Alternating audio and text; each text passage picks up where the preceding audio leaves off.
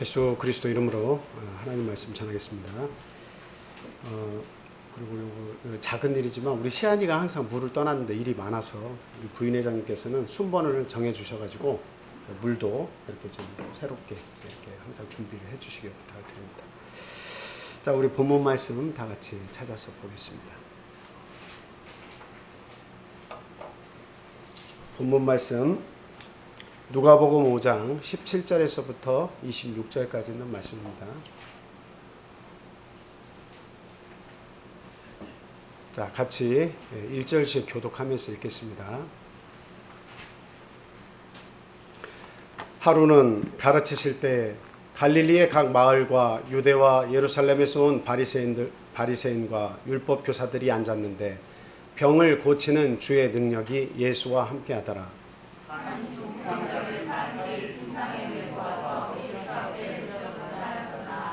무리 때문에 메고 들어갈 길을 얻지 못한지라 지붕에 올라가 기와를 벗기고 병자를 침상채 무리 가운데로 예수 앞에 달아내리니 예수께서 그들의 믿음을 보시고 이르시되 이 사람아 내 죄 사함을 받았느니라 하시니 서기관과 바리새인들이 생각하여 이르되 이 신성 모독하는 자가 누구냐 오직 하나님 외에 누가 능히 죄를 사하겠느냐.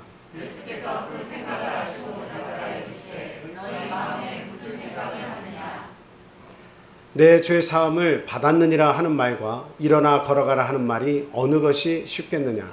그러나 네가 땅에서 죄를 사하는 권세가 있는 줄을 너희와 알게 하리라 하시고 중풍병자에게 말씀하시되 내가 네게 이르노니 일어나 내 침상을 가지고 집으로 가라 하시매 그 사람이 그들 앞에서 곧 일어나 그 누웠던 것을 가지고 하나님께 영광을 돌리며 자기 집으로 돌아가니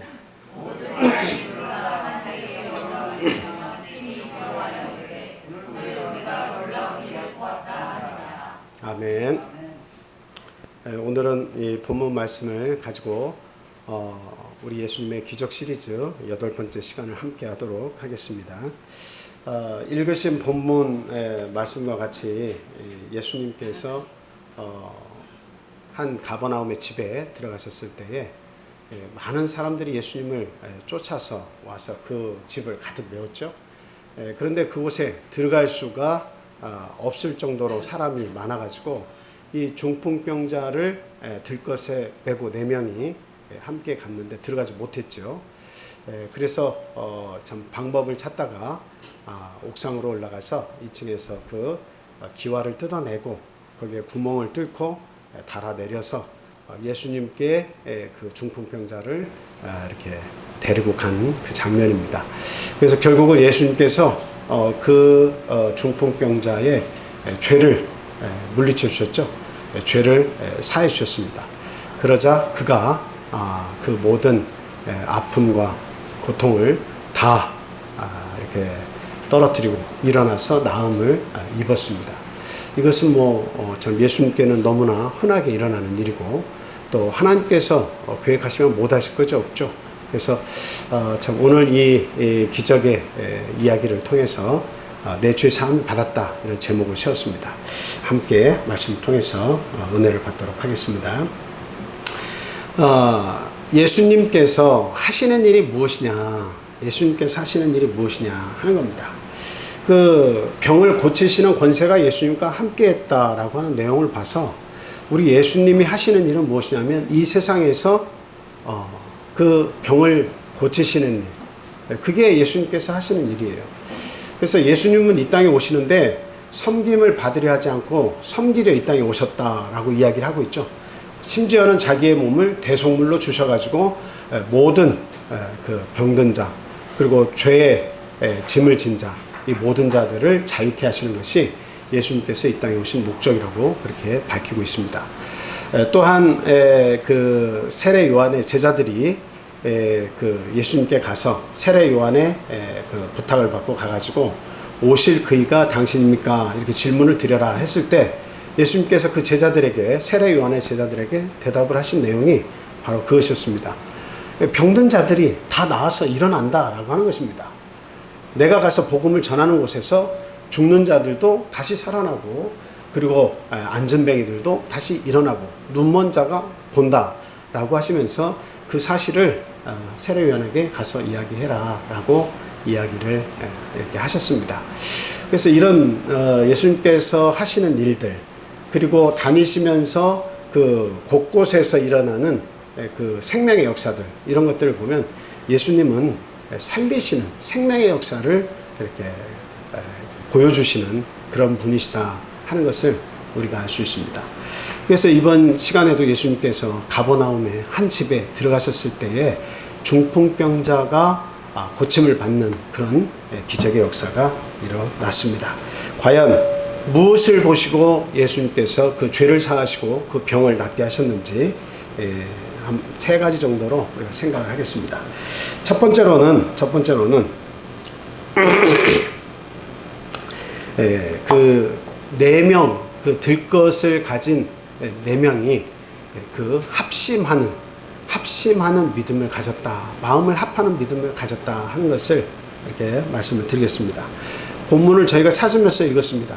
예수님께서 들것을 가지고 오는 그 사람들을 보시고 그들의 믿음을 보셨다라고 기록이 되어 있어요. 저희가 아까 읽었습니다만 믿음을 보셨다라고 이렇게 되어 있습니다. 그러니까 항상 하나님의 일은 무엇의 역사냐? 믿음의 역사입니다. 믿음이 보이면 하나님께서 함께 하시고 믿음이 보이지 않는 곳에는 역사가 없습니다. 그러니까 저희들이 오늘날 이제 뭐 세례도 받고 또 성령도 받고 교회 안에서 믿음 생활을 합니다만 하나님께서 축복하시는 그 장소와 하나님께서 축복하시는 모든 일에는 무엇이 다 따라야 됩니까? 네, 믿음이 따라야 됩니다. 믿음이 있어야 됩니다. 그러니까 내가 뭔가를 일을 하려고 할 때 내가 예수를 선택을 하고 예수를 믿기로 작정했을 때는 뭔가 손해보는 일이 있어요. 반드시 손해보는 일이 있습니다. 우리 믿음의 눈으로는 그걸 손해라고 말하지 않고 그것을 하나님께 영광을 돌리기 위한 것이고 그리고 하나님께 드린 것이라고 이렇게 이야기하지만 시간과 물질, 모든 나의 능력, 재능 그리고 모든 하여튼 내가 가지고 있는 것을 하나님을 위해서 사용한다 했을 때 믿음의 눈으로는 내가 하나님께 감사해서 드리는 것이지만 그러나 세상의 눈으로 볼 때, 세상의 가치로 볼 때는 어떻습니까? 손해를 보는 거예요. 네, 손해를 보는 거예요. 그래서 저 사람은 예수 믿는다고 하면서 왜 저런 손해를 보면서 교회를 다닐까? 라고 하는 경우가 많아요. 예를 들면 성경에서 그 가룟 유다가 그 은 300에 팔아도 될 것이다 라고 했던 게 뭐였죠? 향유 옥합이었죠. 근데 예수님이 자기 앞에 나오셨을 때 그 향유 옥합에 병을 깨뜨려 가지고 그것을 예수님의 발 위에 이렇게 부은 장면이 나옵니다. 또 머리에 이렇게 부으신 그런 향유 도유 사건이 이렇게 나옵니다. 그런 걸 보면 가룟 유다의 눈으로 보니까 어땠어요? 왜 저것을 허비하느냐? 저것을 왜 낭비하느냐? 저것을 팔아서 가난한 자들에게 주었으면 더 큰 일, 더 의미 있는 일을 했을 수 있는데 아이고 고작 우리 선생님 오셨다고 결혼 지참금처럼 그렇게 고이고이 쌓아놓았던 향유 옥합을 깨뜨려서 그 귀한 기름을 다 없애버리냐? 그 향유를 다 없애버려? 이렇게 생각한 거죠. 그러나 예수님께서는 내가 항상 가치 있는 것이 아니다. 그녀는 나의 죽음을 예비한 사람이다. 어디에 가든지 이 소식을 모든 사람에게 전파하는 그런 이야기를 하셨습니다. 참 이런 내용을 이렇게 보면 내가 예수님을 믿기로 작정하면서 뭔가 손해를 본다. 세상 사람들의 말처럼 손해를 보는 것이 있는가 한 것을 한번 우리가 생각을 해봐야 돼요. 손해를 보는 것이 있는가. 내가 예수 믿었기 때문에 내가 어떤 뭔가를 손해보는 것이 있다고 하는 것은 그건 내가 믿음을 가졌다는 이야기죠. 믿음을 선택을 해서 내가 손해본다고 하는 것은 믿음의 눈으로 봐서 결코 나는 손해보는 것이 아니다 라는 것을 우리가 인식을 하고 살아야 돼요. 그러니까 어떨 때는 우리 자녀들에게도 저도 그렇습니다. 우리 자녀들에게 절대적으로 안식일에는 다른 일 하지 마라. 다른 약속 잡지 마라. 그리고 심지어 이렇게 수요일 날 뭐 커피 뭘 배우겠다고 얘기해가지고 자기도 모르게 성경 공부가 있는데 이게 겹치게 그 바리스타 교육을 이렇게 했다고 그래요. 그래서 당장 취소하라고 했습니다. 그거 아니어도 다른 날 잡을 수 있으면 다른 날 하고 그때 못하면 다음번 기회에 요리 바뀌면 그걸 잘 찾아서 선택하라고 이야기했습니다. 신앙이라고 하는 것은 세상 사람들이 볼 때는 참 미련하고 손해보는 짓이지만, 그러나 믿음의 세계에서 보면 하나님께서 기뻐하시는 일이에요. 하나님께서 역사하시는 일이에요. 그래서 내가 믿음으로 선택한 일에 대해서는 장차 하나님께서 다 갚아주실 것이다 하는 것을 믿고 가는 거예요. 믿음의 행위가 따라야 돼요. 그 믿음이 있을 때에 시간이 지나면 다 하나님께서 보상해 주십니다. 천지 만물을 창조하신 하나님이고 우리 인간의 생과 사와 화와 복을 주장하시는 분이신데, 어떻게 당신의 아들, 딸들이 믿음으로 살겠다고 하는 그 아들, 딸들이 앞으로 나아가고 성공하기를 원하는 그 일을 하나님께서 막으시겠습니까? 절대 그렇지 않아요. 하나님께서는 그 생명도 보호하시고 나중에 그가 하는 모든 일에 좋은 사람도 붙여주시고 결국 그 인생이 잘 살았다 할 수 있는 말을 듣게 하십니다. 그게 하나님이에요. 그에 대한 믿음이 없으면 나는 손해볼 것이 아무것도 없어요. 손해를 보려고도 하지 않아요. 신앙생활을 하면 포기해야 될 것이 하나씩 하나씩 많이 나타납니다. 포기할 것은 과감히 포기할 수 있어야 됩니다. 그게 신앙이에요. 그래야 신앙심이 두터워져요. 내가 하고 싶은 거 다 해서 내 신앙을 올바로 지킬 수 있는 사람은 이 땅에 아무도 없습니다. 그래서 예수님은 믿음을 보시고 라고 했을 때 그 믿음 속에 무엇이 있었느냐 하는 것을 우리에게 말씀을 해주시는 거예요. 그 속에는 뭐가 있었겠습니까?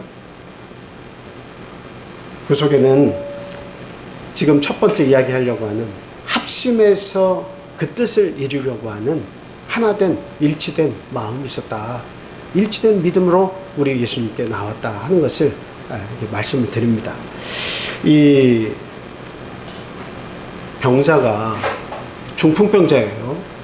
여러분, 중풍병자는 몸을 제대로 움직일 수가 없습니다. 본인이 움직일 수만 있었다면 자신이 뭐 어떤 이렇게 보조 수단을 이용해서라도 어떻게 해서든 예수님 앞에 나아가려고 했겠죠. 근데 본인 의지로는 절대적으로 예수님 앞에 나갈 수가 없습니다. 그러니까 그가 너무 오랜 동안 병상에 누워 있었고 할 수 있는 게 아무것도 없는데, 그가 부탁했는지 아니면 4명의 친구가 보고서 너무 안타까워서 그를 예수께로 모시고 가려고 했든지, 아니면 부탁이 있었고 이 4명이 정말 절친한 친구로서 그렇게 해야 되겠다는 마음이 같이 합쳐져서 만나가지고 그 마음이 만나서 예수님께로 함께 가기로 한 건지, 그것은 명확하게 성경을 통해서 알 수 없습니다만, 그러나 예수님께서 그들의 믿음을 보시고 한 그 말씀을 보면 그것은 이 4명의 믿음이 컸다라고 하는 것을 우리가 조금 치우쳐서 볼 수가 있습니다. 이 4명의 믿음을 예수님께서 높이 사셨다라고 하는 거예요. 그러니까 병자도 병자지만 낫기를 왜 바라지 않았겠습니까? 바랬지만, 그러나 이 4명이 어때요? 한 명이서 내가 업고 가서 할 수 있는 그런 일이 아니라고 생각하고 그냥 들것에 실어서라도 예수님 눈 앞에다가 데리고 가자, 이렇게 마음을 하나로 한 거예요. 참 대단하지 않습니까? 마음을 하나로 해서 간다는 게. 그리고 이 합심한다고 하는 것은 결코 쉬운 일이 아니에요. 가다가 무리가 다 쌓여 있어가지고 길을 내주지 않았을 때 여기서 마음이 꺾일 수 있는 거 아닙니까? 사람들이 좀 가고 나면 다시 오자 라든지, 아니면 이렇게 많아서 오늘은 안 될 것 같으니 내일 다시 오자든지, 아니면 이렇게 사람들이 순서가 많으니 우리에게 돌아올 것 같지 않으니 우리는 포기하세 라든지, 우리도 해볼 만큼은 해봤으니 거기서 뭐 기다리다 지쳐서 안 되니까 포기할 수도 있는 문제입니다. 근데 이 4명이 거기서 포기하지 않았습니다. 그리고 2층으로 올라가서 기와를 뜯었다고 되어 있죠. 기와를 뜯었습니다. 그래서 기필코 거기에 구멍을 뚫고 줄로 달아내렸어요. 참 그런 아이디어를 낸다고 하는 것이 이게 보통 일입니까? 보통 일이에요. 그 쉬운 일 아니죠. 이게 어려움이 직면할 때마다 어때요? 어려움이 직면할 때마다 포기할 수도 있는 일이에요. 포기할 수도 있는 일이에요. 어려움이 직면할 때마다. 그런데 이 4명은 그 어려움 속에서도 예수님께 곧바로 나아가는, 곧장 나아가는 그 길을 포기하지 않고요, 마음을 하나로 해서 예수님 앞에까지 갔습니다. 보통 이 4명이라고 하면 찌그럭찌그럭 할 수 있죠. 생각이 둘로 나눠지기가 참 쉬운 숫자입니다. 둘씩. 야, 여기서 그만하자. 그리고 또 귀화를 뜯어낼 때 야야 뭐하냐, 귀화창까지 뜯어내면서 이게 남의 집까지 허물어뜨리면서 할 일이냐, 이게 우리가 나중에 예수님이 또 다른 곳에 가시면 그때 가서 좀 어떻게 해보면 해볼지라도 이거는 아니지 않느냐고, 그래도 해보지 말자 하는 그 찌그럭거리는 소음이 충분히 나뉠 수 있는 그런 소지가 있습니다. 그럼에도 불구하고 이 4명은 이 중풍병자를 참으로 많이 사랑했던 것 같습니다. 정말 그 병에 오랜 동안 고통받는 것을 두고 보지 못하는 그런 아주 절친의 관계가 아니었나 그런 생각이 들어요. 그리고 예수님만이 오직 유일하게 이것을 고쳐주실 수 있는 분이라는 확실한 믿음을 가지고 또 그렇게 나아갔던 것 같습니다. 결국 그래서 예수님은 그 믿음을 보셨다고 그렇게 이야기를 하고 있어요. 그 믿음을 보셨다. 오늘날 우리 성도들은 우리 서로가 지체이다라고 하는 것을 잊어서는 안 되겠습니다. 교회는 한 몸이에요, 한 몸. 교회라고 하는 것은 그때 말씀드렸지만 건물이 아니고 뭐예요? 성도들의 집합체, 성도들의 모임. 하나님에 대한 뜻을 같이 하는 성도들의 모임이 이게 교회죠. 그래서 성도들이 한 몸을 이룬 것과 같다라고 이야기를 하고 있습니다. 그래서 성도들은 각 지체로서 유기적인 관계를 가지고 있어요. 유기적이다라고 하는 건 뭐냐면 떨어져 있지 않고 다 연결되어 있다, 그런 뜻입니다. 그래서 여러분들이 만약에 뭘 하다가 만약에 못질을 하다가 뭐 여기를 망치로 한번 딱 잘못 쳤다, 그러면 여기만 아프고 여기만 화끈거리는 게 아니죠. 가슴이 막 쿵닥쿵닥 뛰기 시작하죠. 염려를 하기 시작합니다. 그리고 머릿속에서는 막 어떤 이런저런 생각이 다 나면서 빨리 병원을 가야 되겠다, 아니면 빨리 소주라도 찾아서, 아니면 시원한 얼음이라도 찾아서 찜질을 해야겠다. 그리고 손과 발은 여기를 막 붙잡고 발은 뛰고 동시에 그게 일어나요. 동시에. 이게 유기적인 겁니다. 어디 하나의 일이 일어났을 때 모두가 다 함께 감당하는 거예요. 예. 근데 교회라고 하는 것도 바로 그와 같은 몸이라는 거죠. 어느 분이 아프거나 어느 분이 마음으로 고생해서 큰 문제에 쌓였을 때 그것을 멀리서 바라보면서 아유, 안타깝네, 안타까워. 왜 저렇게 살았어? 왜 저렇게 살았어? 지혜롭지 못하구만. 왜 인생을 저렇게밖에 못 살아? 그리고 뭔가 나에게 도움을 요청할까봐 조마조마하며 애 닳는 그런 모습으로 우리가 살아서는 안 된다는 겁니다.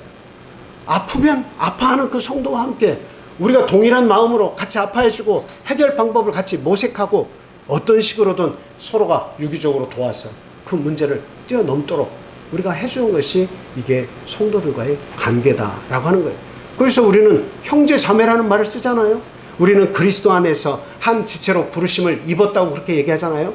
우리의 가족도 중요하지만 이 육적 가족을 전도하는 것도 중요하지만 이미 하나님을 믿는 그 무리에 들어선 우리 모두가 한 가족이라는 사실을 유념하지 않으면 안 됩니다.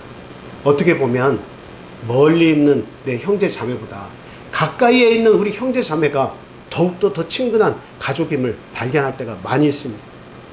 그리고 실제적으로 우리가 하나님의 나라에 가보면 우리 성도들은 대부분 하나님의 나라에 갈 것으로 믿고 신앙생활하는 사람들이에요. 그러나 우리 가족 중에는 끝까지 그 믿음을 받아들이지 않아서 그 믿음 안에 들어오지 않고 결국 구원받지 못하는 사람들도 있어요.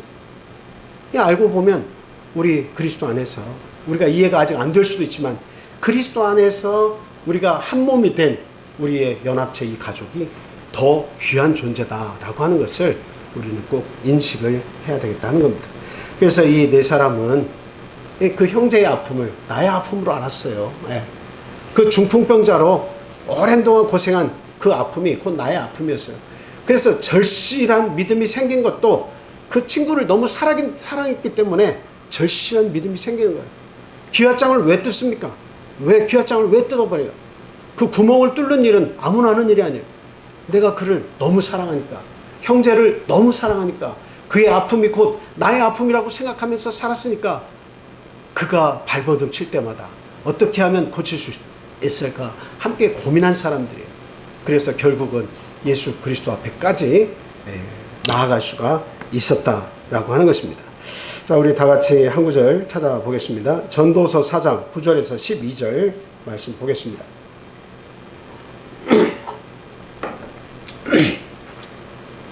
전도서 4장 9절부터 한번 다 같이 읽습니다. 시작. 두 사람이 한 사람보다 나으면 그들이 수고함으로 좋은 상을 얻을 것임이라. 혹시 그들이 넘어지면 하나가 그 동물을 붙들어 일으키려니와 홀로 있어 넘어지고 붙들어 일으킬 자가 없는 자에게는 화가 있으리라. 또 두 사람이 함께 누우면 따뜻하거니와 한 사람이면 어찌 따뜻하랴. 한 사람이면 패하겠거니와 두 사람이면 맞설 수 있나니 세겹줄은 쉽게 끊어지지 아니하느니라. 아멘. 그 나무젓가락 있죠? 나무젓가락도 2개짜리 하나는 뚝뚝 금방 끊어져요. 근데 이게 2개도 어떻게 하면 잘 끊어지는데 이제 3개 정도 됐다, 4개 정도 됐다면 이게 웬만큼에서는 안 끊어집니다. 웬만큼에서는 안 끊어져요. 그러니까 하나하나는 쉽게 뚝뚝 부러지지만 그러나 이게 묶여 있으면 이게 안 끊어지는 거예요. 만약에 내가 어떤 고통을 당했는데 옆에서 나를 일으켜 세워주고 도움을 줄 만한 사람이 내 옆에 없다. 아무도 없다.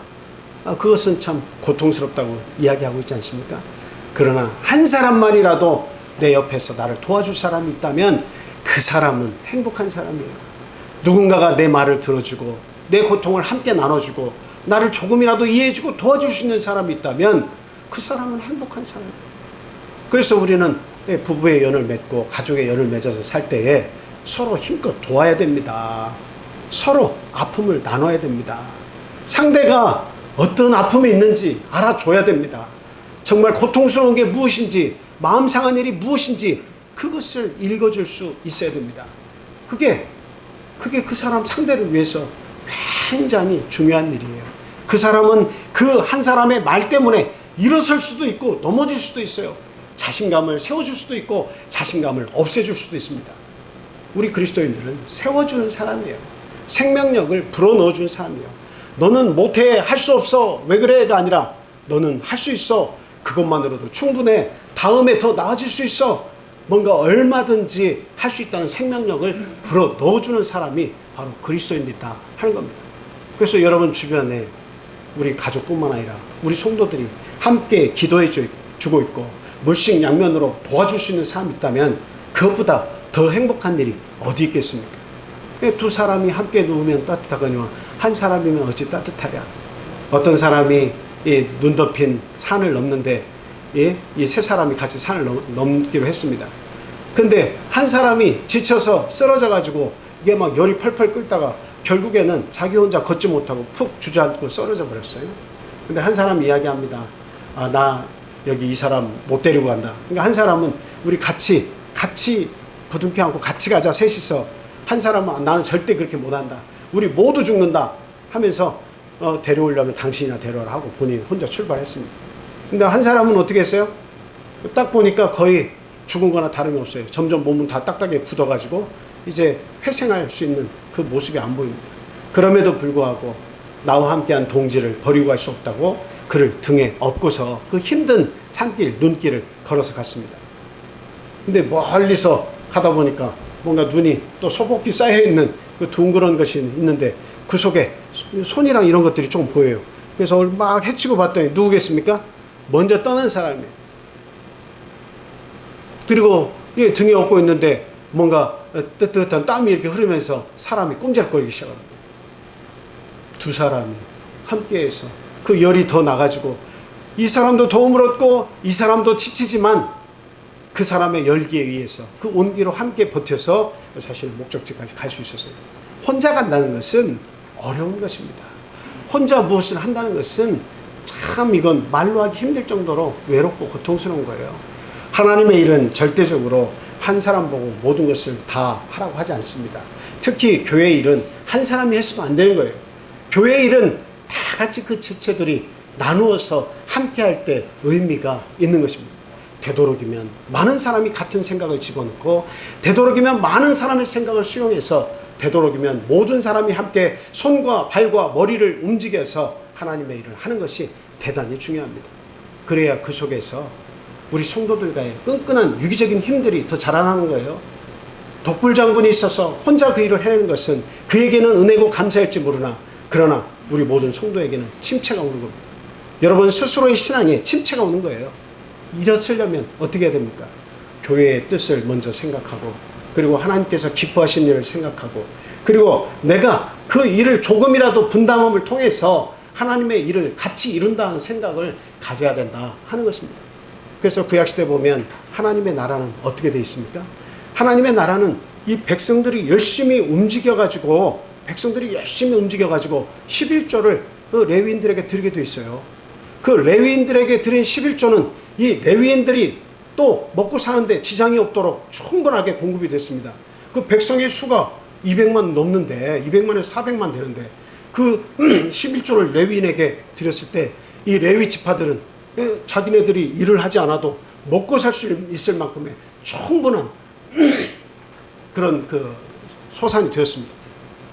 나중에 문제가 생길 때는 언제가 문제가 생기느냐, 이 레위인들이 먹고 살기 어려운 때에 하나님의 나라가 흔들리는 거예요. 레위인들이 다 각기 뿔뿔이 흩어져가지고 도망가서 자기가 밭을 개간해서 사는 거예요.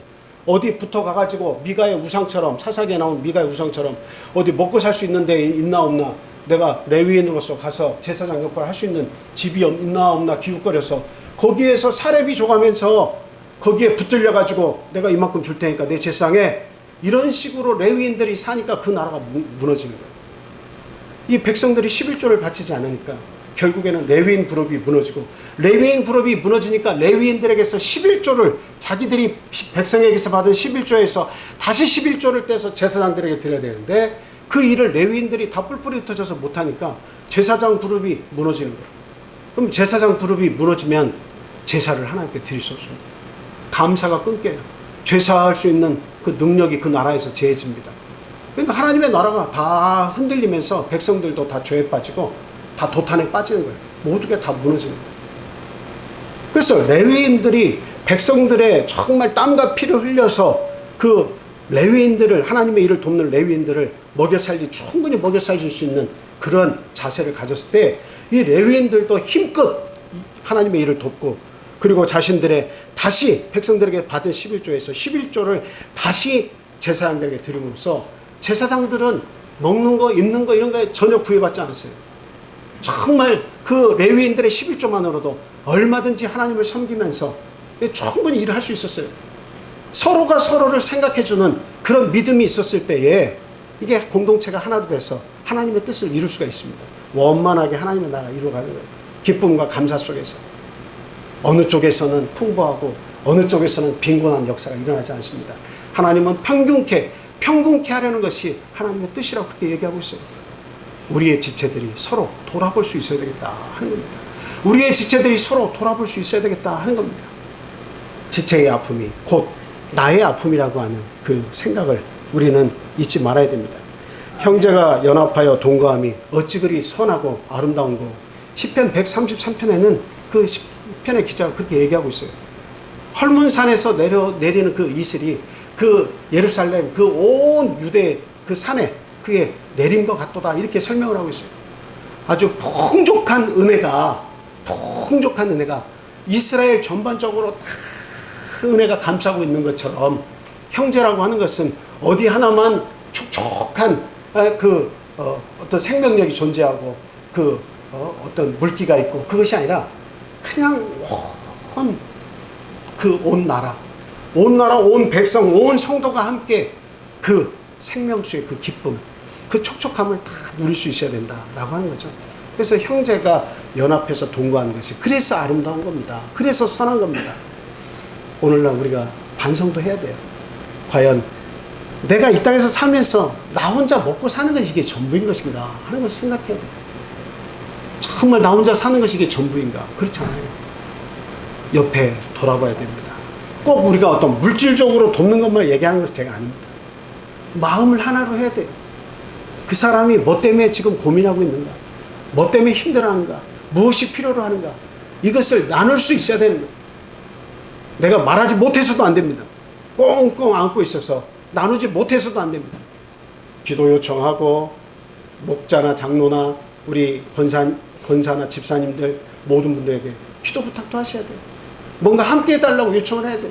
내가 스스로 안 되는 것, 내 믿음도 내가 스스로 내가 못 세우겠다. 내가 술을 먹고 있는데 도무지 나 혼자 힘으로는 끊지 못하겠다. 담배를 피우고 있는데 도무지 내 힘으로는 안 된다. 아니 내가 어떤 도박을 했는데 도저히 내가 이거 내 힘으로 안 된다. 이런 일들이 만약에 있다면 혼자 끙끙 앓고 도전해보다 실패하고 난 안 되라고 하지 말고 함께 그것을 소화할 수 있도록 해야 됩니다. 나는 못하지만 하나님은 하실 수 있고 나 혼자는 안 되지만 2겹 3겹줄은 끊어지지 않는다는 말씀과 같이 2명 3명의 성도가 함께 기도하면 큰 위로가 임합니다. 하나님께서 함께 하세요. 역사가 있다 하는 말씀입니다. 자, 이와 같이 우리는 지체입니다. 그래서 이 4사람이 정말로 이 한 사람의 생명을 고치기 위해서 얼마만큼의 그와 동질적인 생각을 했으면 예수님 앞에 나가는 것이 가능했나 하는 것을 우리는 분명히 이 사건을 통해서 이렇게 교훈을 얻어야겠습니다. 그래서 2사람이 한 사람보다 나오면 저희가 수고함으로 좋은 상을 얻을 것입니다. 좋은 상을 얻을 때 여러분 이 사건에 진짜 이 사건의 그 어떤 그 하나님의 칭찬 그것이 어디에 있을 것이냐 한번 생각을 해보세요. 우리는 보통 이 병자가 나섰다. 항상 포인트는 병자가 나섰다. 기적의 중심에는 병자가 나섰지 않았냐 이것을 자꾸 보려고 해요. 근데 여러분 칭찬은 누가 받아 마땅합니까? 병자가 나음을 입은 것이 병자에게 하나님께서 예수님이 칭찬하시는 거예요? 아니면 그 병자를 하나님 앞에 이끌고 온 그 4사람을 칭찬하시는 거예요? 누가 칭찬받아야죠? 4사람이 칭찬받는 거예요. 4사람이 칭찬받는 거예요. 4사람이 믿음을 가지고 왔고 이 병자는 믿음이 없었다고 볼 수는 없겠죠. 자기도 병을 나순다는 예수님의 소문을 같이 들었으니까 데리고 간다는 소식을 들었으니까 믿음이 없다고 말할 수 없습니다. 그러나 자기 혼자 할 수 없는 일에 대해서 그렇게까지 열정적으로 그 일을 한 이 4명은 예수님 칭찬하셨습니다. 믿음을 보시고 그들의 믿음을 보시고 믿음을 보시면 칭찬하신 거예요. 네. 그 사람은 용서를 받기는 했어요. 예수님께서 네 병이 나았다. 들 것을 들고 집으로 가라. 이렇게 말씀하시지 않고 뭐라고 얘기했어요? 소자야, 내 죄가 사함 받았느니라. 이렇게 얘기했습니다. 그러니까 들 것을 가지고 가라 했을 때 들 것을 가지고 일어나서 가버렸죠. 네. 그러니까 이 말씀 속에서 우리가 생각을 잘 해보시면 알지만 죄를 사해 주셨는데 병이 나왔어요. 그 말은 이 사람이 병이 뭐로부터 왔다는 것을 알 수 있습니까? 죄로부터 왔다는 것을 알 수 있는 거예요. 죄와 이 병과는 연관성이 있다는 겁니다. 그러니까 예수님께서 전에 말씀하셨죠? 모든 것이 다 죄로 인해서 오는 것이 아니라고 얘기했습니다. 하나님의 영광을 드러내기 위해서 그런 병들도 온다고 합니다. 그러나 죄로 인해서 오는 병도 있다고 이야기하고 있습니다. 지금 본문의 말씀은 소자야 네 병이 나았다 했으면 차라리 좋았을 텐데 꼭 집어가지고 내 죄 사함을 받았느니라 이렇게 얘기했어요. 근데 병이 나았어요. 여러분 이 병자에게 조금 더 나아가서 말씀드린 거예요. 병자에게 네 병이 나았다 들 것을 가지고 돌아가라 이렇게 하는 말씀이 더 예수님께서 지혜로운 말씀이었을까요? 아니면 네 죄 사함이 받았다 이렇게 말씀하시는 것이 더 지혜로운 말씀이었을까요? 죄 사함을 권세가 예수님께 있다는 것을 가르쳐 주실 뿐만 아니라 그 사람의 병이 죄로 인해서 왔다는 것을 지적하시면서 다시는 그 속에 뭐가 있는가 이 가로에는 다시는 죄를 짓지 말라 하고 돌이켜 보내시는 거예요. 그래서 그 죄를 인식시켜 주신 것이 더 지혜로우신 것이다 하는 겁니다. 만약에 그냥 병만 나았으면 자기의 죄고 뭐고 생각 안 했을 수도 있어요. 그냥 아이고 나았다 그 감사로 이 병이 어디로부터 왔는지 연관짓지 못하고 살았을 수도 있습니다. 그런데 네 죄가 사함을 받았다 라고 말씀하심으로 말미암아 그 사람은 항상 내 죄를 사해 주신 예수 그리스도를 잊지 못해요.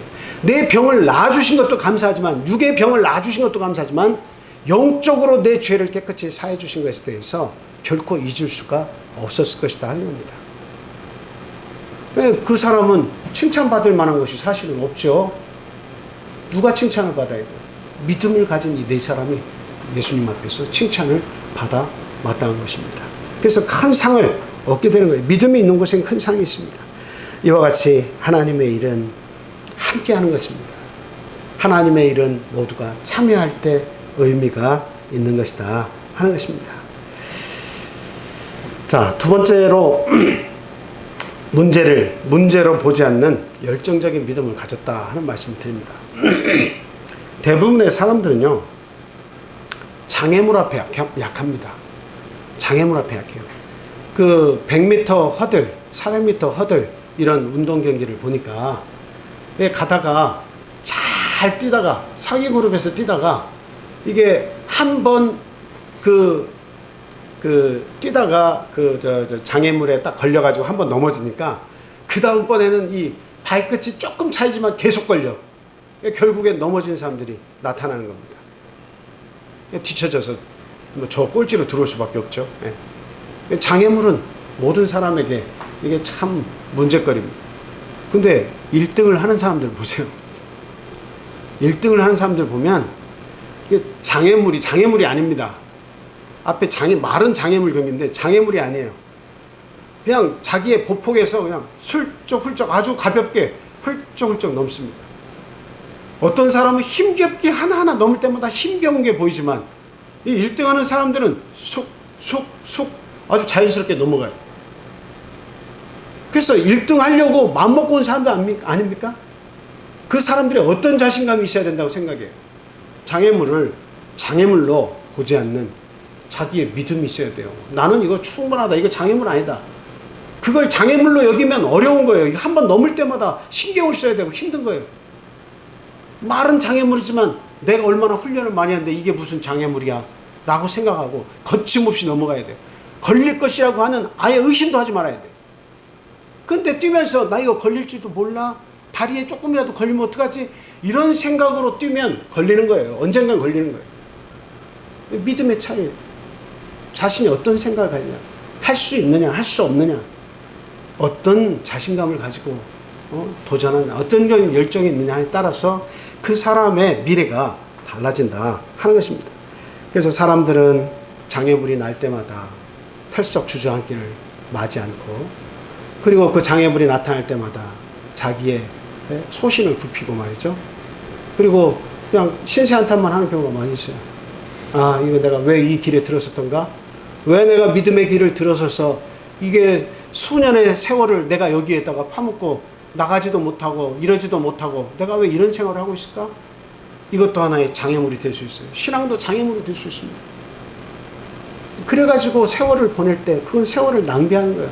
믿음이 없이, 열정적인 믿음 없이 그 장애물을 뛰어넘치는 넘는 믿음이 없으면 내 삶 자체가 모두가 다 좌절스러운 거예요. 왜 그런 시간 낭비를 우리가 해야 됩니까?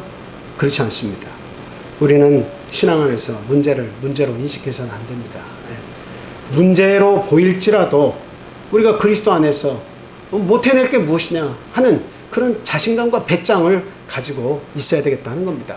내가 세상 사람이 볼 때는 예수님 선택해서, 교회 선택해서 교회를 하느라 대부분 많은 것을 내가 손해보는 것처럼 세상 사람들이 그렇게 눈에 보여질지라도 나는 그게 손해가 아니라는 생각을 한시라도 우리는 놓지 않아야 됩니다. 반드시 그 자신감과 열정 속에서 하나님은 내 삶 속의 모든 어렵게 생각하는 것들을 뛰어넘도록 인도하신다는 거죠. 그래서 사람들이 그 길을 다 막고 있었다고 누가복음 5장 18절 19절에 그렇게 이야기하고 있습니다. 사람들이 그 집에 꽉 찼다는 이야기예요. 문제는 그 많은 사람들이 이 중풍병자보다 더 큰 아픔을 가지고 있는 사람이 대부분이 아니라는 거예요. 대부분의 사람은 예수님의 말씀이 어떤 말씀을 하시나 그걸 귀 기울이는 것이고, 또 예수님이 가시는 곳마다 기적의 역사가 있었기 때문에 과연 어떤 병자들을 예수님 앞에 데리고 왔으며 그 병자를 어떻게 나수실 것인가, 그것을 막 보고 싶어 했던 거예요. 저 옛날에 그 고속버스 정류장 같은데 어렸을 때 이렇게 가보면 거기에서 이제 막 약 파는 사람도 있습니다. 텐트를 막 크게 쳐가지고 약 파는 사람, 특히 막 이렇게 그 12지장충, 회충 이런 거 잡는 그런 약 파는 사람도 있어요. 막 화장실을 한 켠에 만들어 놓고 이 약을 먹으면 30분 뒤에 바로 막 충들이 나옵니다. 막 하면서. 근데 사람들이 막 서 있고 앞에는 앉아 있고 그 많은 사람이 있는데 어린 마음에 그 막 보고 싶어가지고 우리는 키가 작으니까 좀 비껴줘도 될 만한데 그냥 들어가려고 하면 어른들이 막 손을 밀치면서 어린애들이 이거 볼 필요 없다고 하면서 막 뒤로 밀치면서 못 들어오게 합니다. 그래서 어떻게 해서든 막 들어가고 싶은데도 그 사람 몇 겹을 뚫고 들어가기가 정말 어려워요. 절대 안 해줘. 막 사람들이 박수를 치면서 막 놀랍다고 하고, 사람들이 다 이기적이에요. 근데 그게 그들만 이기적입니까? 그렇지 않아요. 저도 보니까 그 아쿠아리움 같은 데서 뭔가를 보려고 사람들이 겹으로 딱 있어서 볼 때 누군가가 더 좋은 자리를 차지하기 위해서 막 이렇게 삐집고 들어오려고 하면 옆에서 한 번씩 눈이 흘겨집니다. 그 사람이 인식을 할지 안 할지 모르지만, 아, 왜 저럴까? 저거 보려면 좀 일찍 좀 오지. 사람은 다 똑같아요. 나보다도 어려운 환경에 있는 사람을 보면 그 길을 열어줘야 함에도 불구하고 사람은 자기 중심적으로만 살 수밖에 없어요. 근데 우리 그리스도인들은 조금 자세를 낮춰야 된다는 말이죠. 내가 그리스도인이 아니었다면 굳이 그렇게 할 필요가 없어요. 그러나 내가 그리스도인이라면 손해보는 삶을 선택을 해야 됩니다. 조금 내가 손해봐서 상대가 더 좋은 위치에 있다면 그것으로 만족하고 기뻐할 수 있는 그 아량을 우리들이 갖춰야 된다 하는 겁니다. 지금 중풍병자가 정말로 안절부절하는 마음으로 주님 앞에 들어가야 되는데 아무도 그 길을 열어주려고 생각지 않아요. 오늘 우리 교회 안에서 이기적인 만약에 마음들이 있다면 그냥 나만 괜찮으면 돼 라고 하고 그냥 내 생각대로만 가버린다면 어디 거기서 사랑이 있고 은혜가 있고 감사가 있고 기쁨이 있겠습니까? 그렇죠? 그래서 우리는 함께 하는 일이고, 그리고 또 이런 이기적인 생각을 버려서 그 상대가 복을 받는 길을 우리가 예비해 줄 수 있는 그런 사람들이 되어야 돼요. 근데 1차적으로 그들이 막았기 때문에 예수님 앞에 갈 수가 없었어요. 집이라는 거 뻔하잖아요. 특히 이 유대의 그 집 환경을 보면 1층, 2층으로 되어 있어요. 2층은 막혀 있습니다. 그리고 여기에서는 로마식이나 그리스식은 또 거기에다가 막혀서 보통은 옥상처럼 만들어 놓는데 유대인들의 집은, 근데 거기에다가 뭘 얹었어요? 기와를 얹었다고 그렇게 되어 있어요. 마가복음 2장이나 마태복음에서는 저 이야기가 기와를 벗겼다는 이야기가 안 나오는데 여기서는 기와를 벗겼다는 이야기가 나와요. 그러니까 로마식 그리스식은 기와를 거기다 얹어요. 사람 때문에 못 들어가서 막혀서 아이고 포기할 수도 있는데 도무지 문을 안 열어주니까. 근데 2층으로 올라가서 봤더니 기와가 거기 쌓였네. 뭐 기와만 살짝 얹어진 거예요? 그 기와 뜯으면 밑에 있는 쌓여있는 것들 다 또 지푸라기가 됐든 뭐가 됐든 다 휘집고 거기다 구멍을 또 내야 되잖아요. 저는 이 말씀을 읽으면서 참 대단하다, 예수님 감동하실 만하다 그런 생각을 했습니다. 한편으로는 막 웃음이 나요. 남의 집을 기와를 뜯어내면서 뭔가 빼쪽한 것으로 어떤 도구를 이용해서라도 그 구멍을 뚫으려고 하는 이 4명의 그 모습을 상상해 봤어요. 참 대단한 믿음이더라고요. 대단한 열정이에요. 얼마나 자기 친구를 사랑하면, 얼마나 그 중풍병자를 사랑하면 저렇게까지 하면서 예수님 앞에 이끌어야 될까? 저런 뜨거운 마음이 있으니까 예수님이 감동하시는 거예요. 그런 뜨거운 사랑의 마음이 있으니까 기왓장도 뜯어내는 믿음이 생기는 거예요. 기왓장이라도 이것도 뭐 장애물이 될 수 없다. 여기에 있는 이 2층의 막이 이게 시멘트가 됐든 돌이 됐든 장애물이 될 수 없다. 끄집어내리자. 여러분, 그거 구멍 낼 때 막 밑에서 흙 떨어지면서 밑에서 바라보는 사람들 얼마나 욕했을 거예요. 그 아우성이 막 소리 나면서 옥상에 누가 있는지 나가봐라. 다 생략돼 있어요. 야, 이 어떤 놈이 지금 2층에 올라가가지고 지금 뭘 두드리고 있냐. 예수님 말씀하고 계신데 조용히 하라. 아우성에 없었을 것 같아요. 다 생략돼 있는 거예요. 그럼에도 불구하고 막 흙이 밑으로 떨어지든 뭐 돌이 떨어지든 뭐하든 내 친구 놔고 봐야겠다는 거예요. 너희들은 길을 안 열어줘도 내가 길을 내서라도 가겠다. 거기를 구멍을 뚫었어요. 그리고 줄을 잡아서 내렸어요. 예수님께서 그걸 보셨습니다. 그들의 믿음을 보셨다고 말씀하셨습니다. 이게 중요한 거예요. 네. 문제로 보지 않는 것. 이게 대단히 중요한 믿음입니다. 여러분 항상 교회든 여러분의 집이든 어떤 일이 일어났을 때 항상 하는 말이 뭐예요? 큰일 났네. 저는 좀 미운 생각이 드는 사람이 어떤 사람이냐. 교회에서 어떤 일이 있을 때 그냥 강조해서 큰일 났다고 하는 사람을 보면 참 솔직한 이야기로 밉습니다. 큰일 났네. 막 일부러 강조하는 분도 계세요. 제가 목회를 해보니까 교회에서 저도 한 20년 목회를 해보니까 어떤 일이 있을 때 아이고 큰일 났네 이제 큰일 났네. 어떤 누가 잘못했어도 아이고 그 집 큰일 났습니다 목자님. 사랑하는 마음이 없어요. 같이 안타까워하고 불쌍해하는 마음이 없어요. 그냥 그 문제 자체가 심각하다는 것만 알리고 싶고 있고 나는 그렇지 않다는 것을 증명하고 싶어요. 나는 깨끗하고 나는 아무런 일 없는데 아이고 저 집 큰일 났습니다. 목사님 우리 교회 진짜 큰일 났습니다. 이거 어떻게 해결할 겁니까? 이제 큰일 났습니다.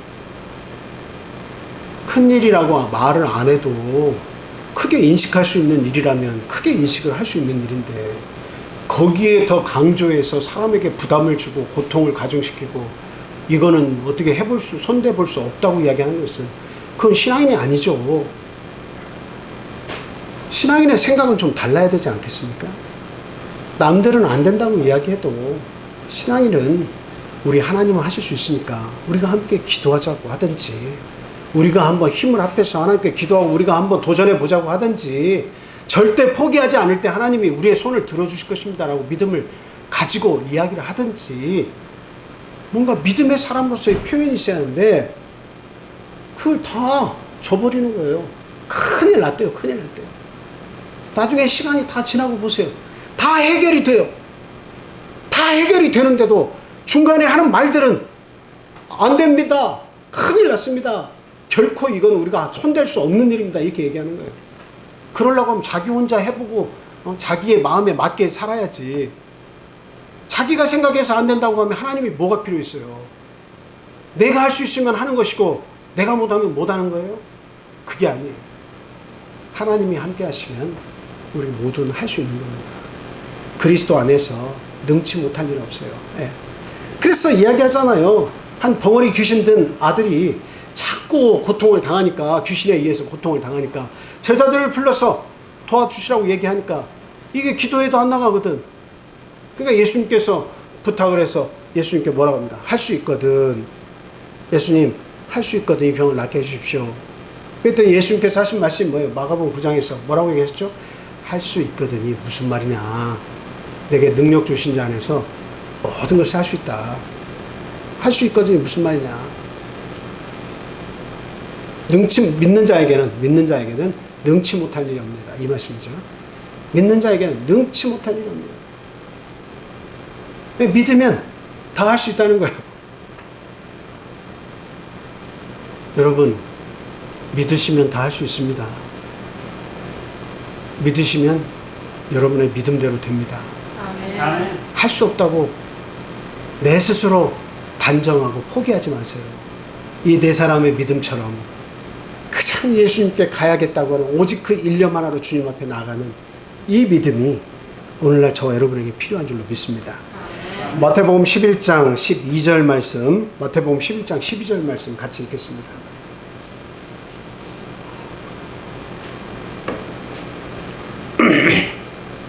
자, 시작. 세례 요한의 때부터 지금까지 천국은 침노를 당하나니 침노하는 자는 빼앗느니라. 천국은 어쩐다고요? 침노를 당한다고 합니다. 천국은 침노를 당한다고요. 저 이야기를 하면서 저희들이 예를 많이 드는 것이 누구의 예일까요? 야곱과 에서의 얘기를 많이 듭니다. 에서는 장자예요.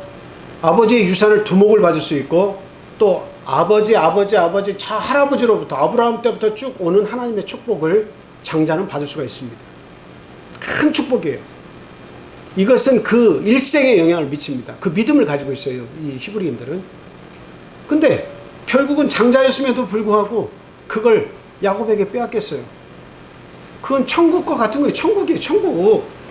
아브라함 때부터 조상 대대로 하나님이 주시는 축복을 내가 받았고 내 아들에게 전해주는 이 축복은 내 일생에 영향을 미치는 축복이에요.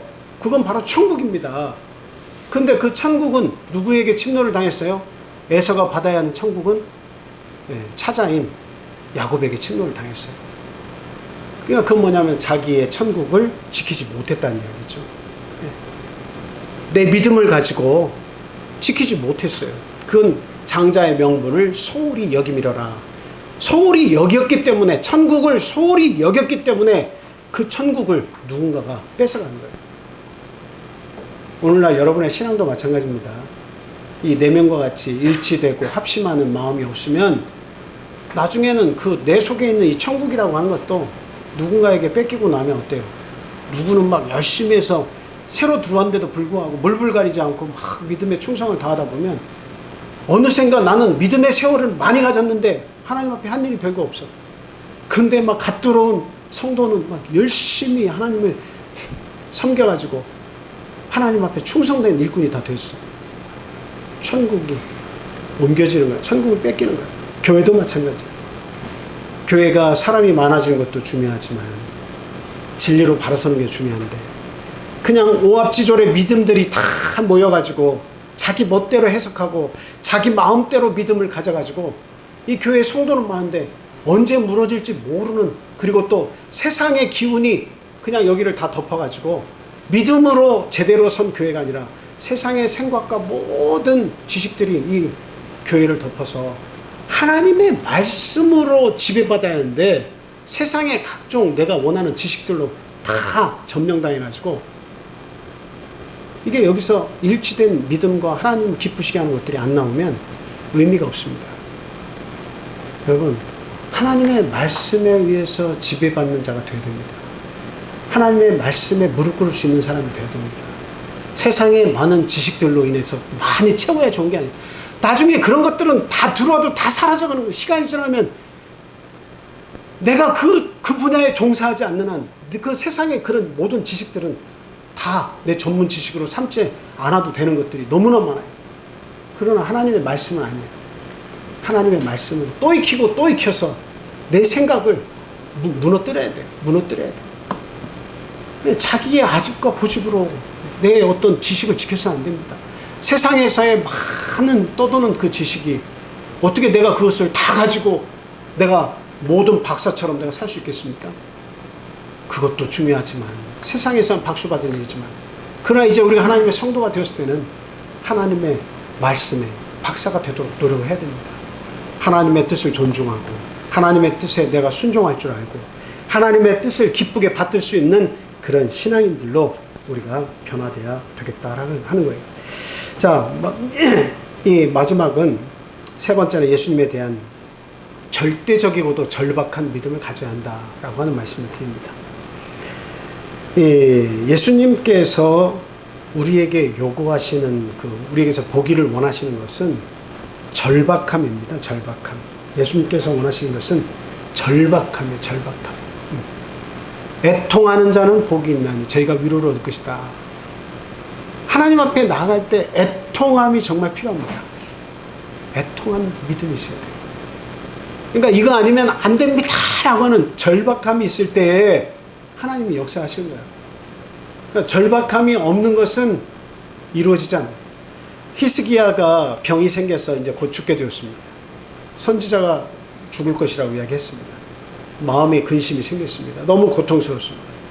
그래서 그는 금식하면서 벽으로 뒤돌아서서 벽만 쳐다보면서 하나님 앞에 지속적으로 기도했어요.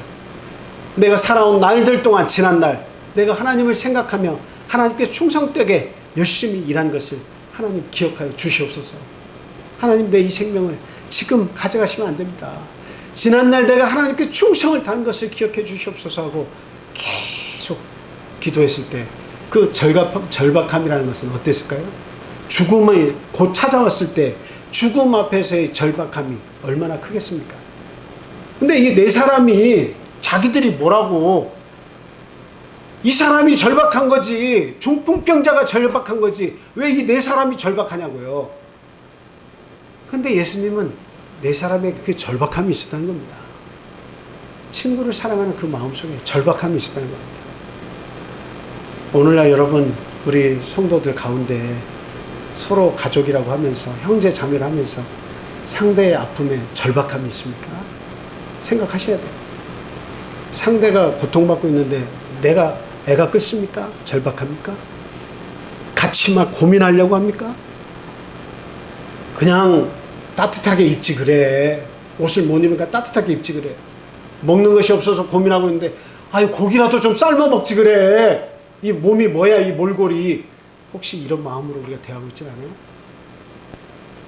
다 필요 없는 이야기들. 성경은 분명히 이야기합니다. 절박해져라는 거예요. 절박해져라. 특히 우리 믿음의 사람 안에서 서로 성도들 사이에서 절박함을 가지라는 거예요. 절박함을 가지라. 애절함을 가지라. 사랑을 가지라는 겁니다. 내 자녀와 내 가족에게는 절박하고 뭐든 다 해줄 수 있지만 왜 다른 성도에게는 그 도움의 손길이 멈추고 가지를 못하냐? 절박함을 가져야 합니다. 우리 성도들에게는 아직까지 그와 같은 크게 도울 일도 뭔가 그렇게 애통해하는 사람도 없었기에 우리가 지금까지 이렇게 살아왔던 거라고 이렇게 믿어집니다. 근데 앞으로 마찬가지예요. 앞으로 어떤 성도들이 아파할 때 그것을 가볍게 여겨서는 안 되겠습니다. 앞으로 어떤 성도가 마음 아파할 때 함께 해주지 않는 성도가 있어서는 안 됩니다. 청년이건 학생이건 도움의 손길을 요구하는 어떤 사람이 있을 때 우리는 절박함과 긴박한 마음을 가지고 함께 그 일에 동참을 해야 되겠다 하는 겁니다. 그리고 적극적인 자세, 문제에 도전하는 자세, 그리고 뒤를 돌아보지 않는 자세가 꼭 필요합니다. 이것이 절박함이 있을 때 이런 일이 이루어진 거예요. 앞만 보고 뒤를 돌아보지 않는 거예요. 누가복음 9장 62절에 보니까 손에 쟁기를 잡고 뒤를 돌아보는 자는 하나님의 나라에 합당치 않다. 하나님의 나라에 합당치 않다. 그냥 예수님 그리고 이 병자 이 두 가지만 생각하면 곧바로 어디로 직진? 예수님께로만 직진해야 됩니다. 예수님께로만 직진. 여러분의 가정 속에서 여러분의 자녀가 어떤 고통을 당할 때, 여러분의 남편이나 아내가 어떤 문제에 휩싸였을 때 여러분 어디로 직진? 하나님께로 직진. 뒤돌아서는 안 돼. 아이 하나님만 뭐 한 번 기도했더니 하나님 안 들어주시니. 아이 내가 일주일 동안 기도했는데 뭐 이 정도 이렇게 열심히 했는데 안 들어주시니. 뒤돌아보서는 안 되겠습니다.